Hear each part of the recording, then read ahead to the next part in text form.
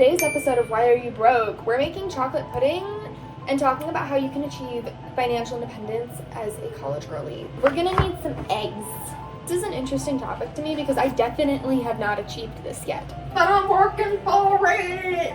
Take your 2 eggs, and put them in a pan. If you're a college student and you're managing on low income, achieving financial independence seems extremely daunting. However, with a structured approach and practical strategies, you can build a strong financial foundation. You probably, if you were smart, would have added oil before you put in the eggs. One of the first things that you need to do is track your income and expenses. I would also grab your cacao powder and your protein powder. She's so healthy, like what the hell? When it comes to listing your income, put down part-time jobs, which record your net income from your part-time job or internship or whatever you're currently working. Put down scholarships and grants, include any financial aid or scholarships that you have received, along with putting down family support. Note any contributions from family members. Scrambled eggs. But pretty much write down if you have family that's helping you, write down the scholarships or financial aid that you got, and write down how much money you make off of your own income streams, whether it's like, I'm an event planner for trade, so I make money off of being an event planner. Write your income down! The next thing you need to do is record your expenses. Also cook your eggs on high. You have fixed costs and you have variable costs. Your fixed costs consist of rent, tuition, utilities, and any reoccurring subscriptions, where areas variable costs are things such as groceries, transportation, entertainment, and personal care. Next, we're gonna take 2 cups of cacao, or not cups, but little spoonfuls, you know what I mean? Ooh, she smells so tasty. You've done both of those steps. You need to think about using budgeting tools, like trying apps such as Mint or Put some collagen into the blender. It's also totally fine to just put it on paper. The next step that I highly recommend that you do is creating a spreadsheet. And I'm just saying, Google Docs, Google Sheets, she's got it. Excel has my heart. But creating a simple spreadsheet to track your income and expenses manually, super helpful and useful. Also, you've created a base framework, you need to create a realistic budget. This means understanding your essential expenses, which is allocating food for rent, food, transportation, or allocating funds. Sorry, I'm thinking about food because I'm making food. You also need to think about discretionary spending, limit non-essential expenses such as dining out, entertainment, to a little bit less, you know what I mean? Get yourself a little budget. I know this rule's a little outdated, but it is something that's helpful to at least give you a mindset on it, but it's the 50-30-20 rule. 50% go to needs, allocate half your income to necessities, 30% goes towards wants, which is spending 30% on items such as going to eat out, or maybe you want to buy some self-care, and then 20% goes to savings and debt. Using the remaining 20% of your savings, it goes to debt repayment or investing or putting it into your savings. So the reason I still bring this rule up is because it is useful with the mindset behind it. However, with today's economy, it might be more 80-15-10, where it's 80% goes to needs, 15% goes to savings, debts, and investing, and then 10% goes towards wants. I am right now probably sitting at more of a 75, 20, 15. If it adds up to 100, I hope it adds up to 100. Now we're gonna put some milk into that blender, and this milk is over a month expired, but it doesn't smell bad enough yet for me to be oh my god, it's dangerous. So I'm gonna pour her in. If you're not me, don't put expired milk into your blender though. The next big step that you really need to consider about is building an emergency fund, which means setting a goal, start small, aim for an initial goal of maybe $500 or $1,000, and gradually hope to increase or plan to increase. So as your income grows and increases, this fund covers 3 to 6 months of living expenses, hopefully.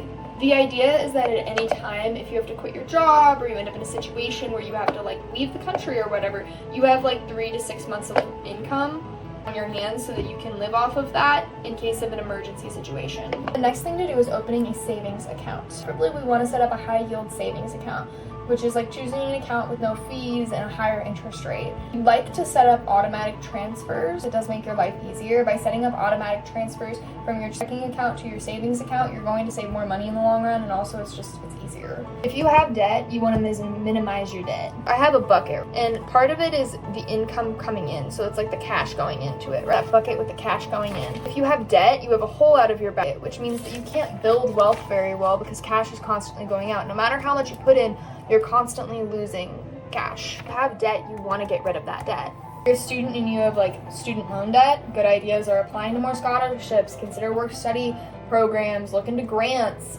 figure out what you can do to minimize that debt as much as possible.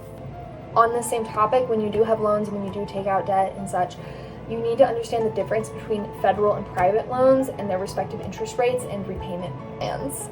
Everyone's different, so every type of loan will better suit a different person, but that doesn't mean that if you're not educated on said loans that it's not going to impact you. Now, with repayment plans, you need to choose a plan that fits your financial situation, such as income-driven repayment plans for federal loans can really help. I got my eggs. Something that becomes a pretty active part of any college student's life is figuring out how to supplement your income. Because right now you're not a full-time student and you're not making full-time money, but that doesn't mean that you can't make money. There are lots of different options, such as studies that you can participate in, freelancing, like offering services such as tutoring, writing, or graphic designs on platforms like Upwork or Fiverr. We're in a great economy for gigs. It is a great time to use one of your skills to your advantage. This looks questionable, but y'all stick with me. It's gonna look good. In these gigs, you can also explore things such as ride sharing, food delivery, or even pet sitting. There are so many opportunities out there to get a short-term gig. Ensure that you're practicing smart spending. It's vital for you. Utilize student discounts, retailer discounts. Take advantage of the discounts that are offered by stores and restaurants and online retailers. As a student, I know for at least from my university, I'm able to take the train anywhere.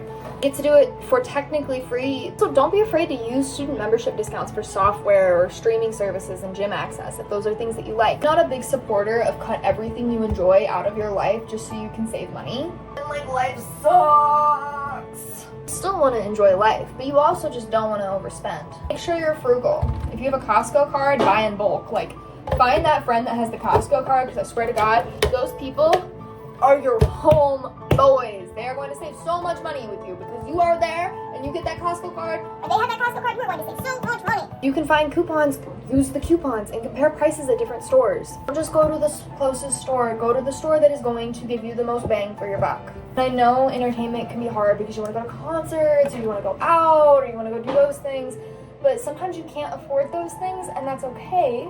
You either need to save for them. Lots of places have free events. Many college campuses have a ton of potential events for you to attend. Don't need to go out every weekend to have a good time. You can do low-cost activities with a few friends. It is just as enjoyable and way nicer on your budget. Make sure you're continuously investing in your future, and you can often start with small investments. Use low-cost robo-advisors like Betterment or Wealthfront to start investing with minimal fees. You can consider purchasing U.S. savings bond for a safe, long-term investment. Time is money, and the more time that you have in the market, the more wealth that you're going to generate. Make sure that you take time to educate yourself and continuously improve your financial literacy. You can use lots of free online resources such as Investopedia or even financial literacy courses that might be offered by your college. Most college classes don't take attendance, so if you just want to go sit in on a finance class, go sit in on a finance class. So guys, there are tons of books and podcasts that you can listen in on and get some good tea. Prime time to start building credit. Credit is something that like honestly terrifies me because credit card debt is so easy to rack up. But the key thing is, remember, like with credit, only spend it for very minimal things. Like maybe you have to go get gas. That's what you use that credit card for. Only on things that you can repay. Or even like student credit cards that you can apply for, which are designed for students with no annual fee and a low credit limit, which will help you in the long run. And with this credit, make sure you monitor her. You can use free credit reports and obtain your free credit reports annually on like things like annualcreditreport.com. You can even use credit score tools such as Credit Karma to monitor your credit score and get alerts on changes. Now, my final and favorite thing to talk about is always look for advice and be open to seeking advice. You can go to campus organizations or online communities to engage and talk about finances and how to like improve your own finance. You can even talk to professors who are going to be willing to give you this information for free, and they'll give you even better information because they know all the tea. Finding a mentor, like even talking to professionals. Professionals love to talk about themselves. Go talk to a professional in finance or somebody that advises on personal finance. Talk to them about how they got there. Okay, let's test this. That's good. I love banana chocolate pudding.